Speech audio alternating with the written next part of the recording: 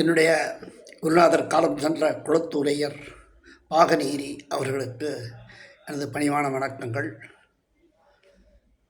சாரஜோதிட சக்கரவர்த்தி தேவராஜியா குருஜி அவர்களுக்கு எனது வணக்கங்கள். நான் 4 பதிவுகளை வெளியிட்டுள்ளேன். பேசிக் அஸ்ட்ராலஜி பார்ட் 1, பார்ட் 2, பார்ட் 3 என்று, பார்ட் 4 என்று. 5வது பகுதி இன்று வெளியிடப் போகிறேன். உங்களிடம் மன்னிப்பு கேட்டுக்கொள்கிறேன். என்னுடைய குருநாதரிடமும் என்னுடைய இன்னொரு குருநாதர் ராஜதுரை ஐயா திருச்சி அவர்கள்தான் என்னை ஊக்கம் கொடுத்து முதுகலை பட்டம் பெற ஜோதிடவியலில் சாஸ்திர பல்கலைக்கழகத்தில் ஊக்குவித்தார். அவரை பற்றி கூறி அவருக்கு வணக்கம் கூற மறந்துவிட்டேன், மன்னிக்கவும். அவருக்கும் இந்த பதிவு வாயிலாக என்னுடைய பணிவான வணக்கங்களை தெரிவித்துக் கொள்கிறேன். என்னுடைய வாழ்வு முக்கியமானவர்.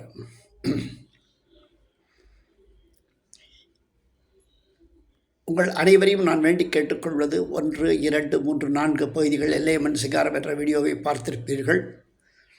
உங்களுக்கு ஓரளவுக்கு இந்த விஷயங்கள் புரிந்திருக்கும். இன்று 5வது பதிவாக பேசிக் அஸ்ட்ராலஜி கிரகங்களின் பார்வைகளை பற்றி நாம் பார்ப்போம்.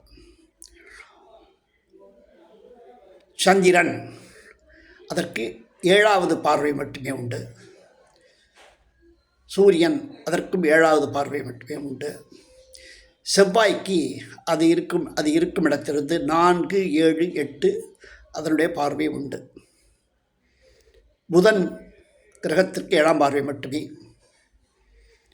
குரு பகவானுக்கு 5, 7, 9 என்பது அதனுடைய பார்வைக்கான இடம். குருவை பற்றி சொல்வார்கள், அவள் இருக்கும் இடத்தை விட அவனுடைய பார்வைக்கு மிகவும் அதனுடைய சக்தி அதிகம் என்று. சுக்கிரனுக்கும் 7ஆம் பார்வையே. சனி பகவானுக்கு அதனுடைய பார்வை 3, 7, 10.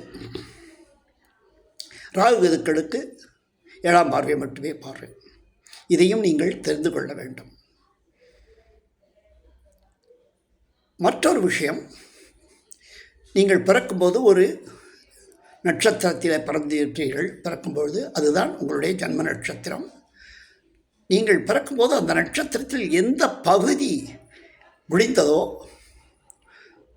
அதை விட்டு மீதி உள்ள பகுதியே அந்த நட்சத்திரத்துக்கு உண்டான திசையின் கர்ப்ப செல்நீக்கி இருப்பு என்று சொல்வார்கள். அஸ்வதி, மகம், மூலம் என்று சொல்லும் 3 நட்சத்திரங்களுக்கு கேது திசை. இந்த நட்சத்திரத்திலே பிறந்தவர்கள்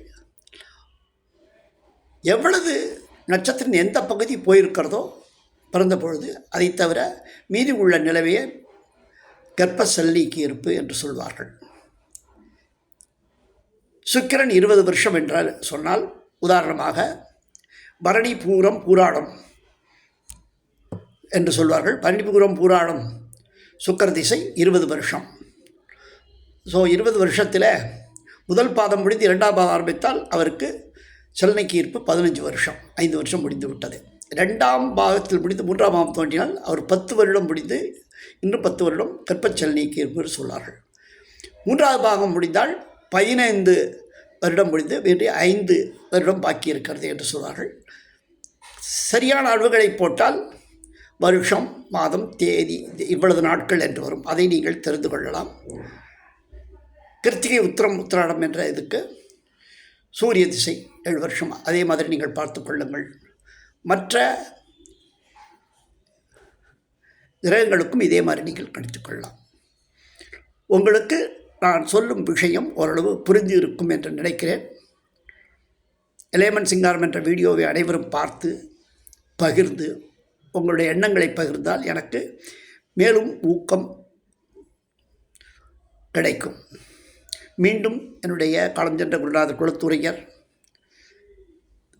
சாரஜோதிட ஜாம்பவான் தேவராஜையா அவர்களுக்கும், என்னுடைய சாஸ்திர பல்கலைக்கழக பேராசிரியர் ராஜதுரையா அவர்களுக்கும் மீண்டும் வணக்கம் கூறி, என்னுடைய முயற்சிக்கு ஆதரவு அளிக்கும் என்னுடைய சக நண்பர்களுக்கு ஆசிகள் கூறி இந்த பதிவை இற்றுடன் முடிந்து கொள்கிறேன்.